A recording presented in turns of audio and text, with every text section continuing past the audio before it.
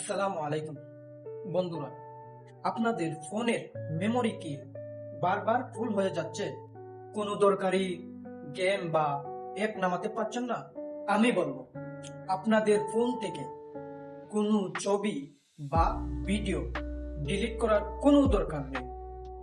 আপনাদের প্লে স্টোরের ভিতরে এমন একটি গোপন ট্রিক্স রয়েছে যেখানে আপনাদের পুরনো অ্যাপগুলো ডিলিট করা অ্যাপগুলো জমা হয়ে মেমোরি দখল করে আছে। তাহলে চলুন দেখে নেই কিভাবে আপনার ফোন স্টোরেজ খালি করবেন। তো দেরি না করে চলুন দেখতে দিই আপনাদের।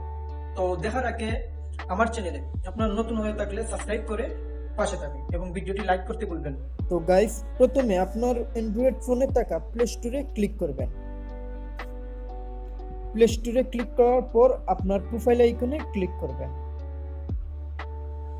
প্রোফাইল আইকনে যাওয়ার পর আপনারা ম্যানেজ অ্যাপস অ্যান্ড ডিভাইসে ক্লিক করবেন।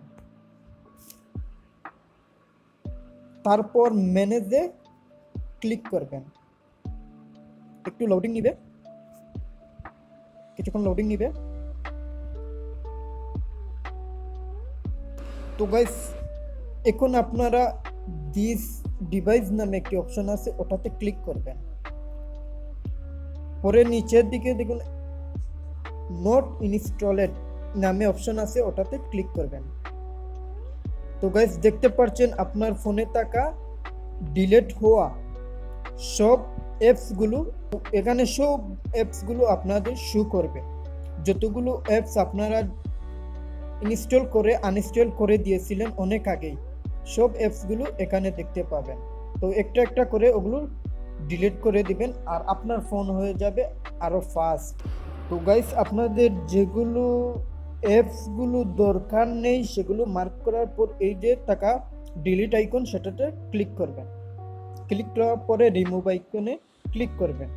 ক্লিক করলেই আপনাদের ফোন ফ্রেশ হয়ে যায়। গাইস, এখন আপনাদের স্টোরেজ গিয়ে চেক করতে পারেন। দেখুন কতটুকু অ্যাপস ডিলিট করার কারণে স্টোরেজ খালি হয়ে গেছে।